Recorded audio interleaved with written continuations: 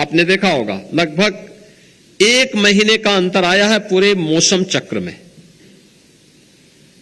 इसका प्रभाव क्या है? प्रभाव खाद्यान्न का एक संकट अगर इसी प्रकार से रहा तो एक समय खाद्यान्न का भीषण संकट खड़ा हो सकता है देश के सामने, दुनिया के सामने। हमने प्रकृति का दोहन अपने स्वयं के स्वार्थ के लिए किया है। प्रकृति के साथ जो व्यवहार हम सबका होना चाहिए था कि माता भूमि पुत्रोहम पृथिव्या का, उससे हम विमुख हुए तो प्रकृति हमसे विमुख होती भी दिखाई देती है। और मुझे लगता है कि जो हमारे संस्कार थे उन संस्कारों को हम पुनर्जीवित कर लें, धरती माता के प्रति अपने कर्तव्यों का निर्वहन कर लें तो इसको सुधारने में मदद मिल सकती है।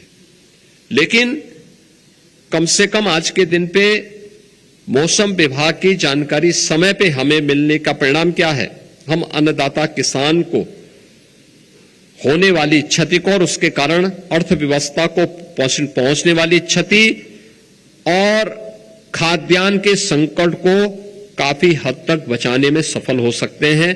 और यह भी मुझे लगता है कि हमारे लिए और आसान हो जाएगा जब यहां पे जब रीजनल सेंटर यहां पे मेट्रोलॉजी का प्रारंभ होगा तो उसका एक बड़ा लाभ उत्तर प्रदेश जैसे राज्य में होगा। उत्तर प्रदेश राज्य को मैं इसलिए भी महत्वपूर्ण मानता हूं, देश की सबसे बड़ी आबादी का राज्य, देश के अंदर उत्तर प्रदेश राज्य की भूमिका सबसे उपजाऊ भूमि है, सबसे अच्छा जल संसाधन है।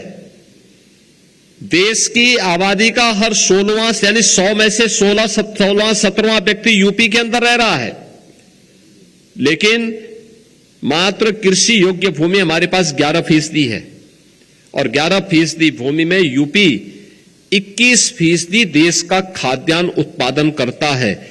अगर समय पे हमें मौसम की जानकारी नहीं मिलेगी, वर्षा की जानकारी नहीं मिलेगी, अतिवृष्टि, अनावृष्टि, ओलावृष्टि इनकी जानकारी नहीं मिलेगी तो स्वाभाविक रूप से हम अपने अन्नदाता किसानों के साथ न्याय नहीं कर पाएंगे, हम उनको सटीक जानकारी नहीं दे पाएंगे।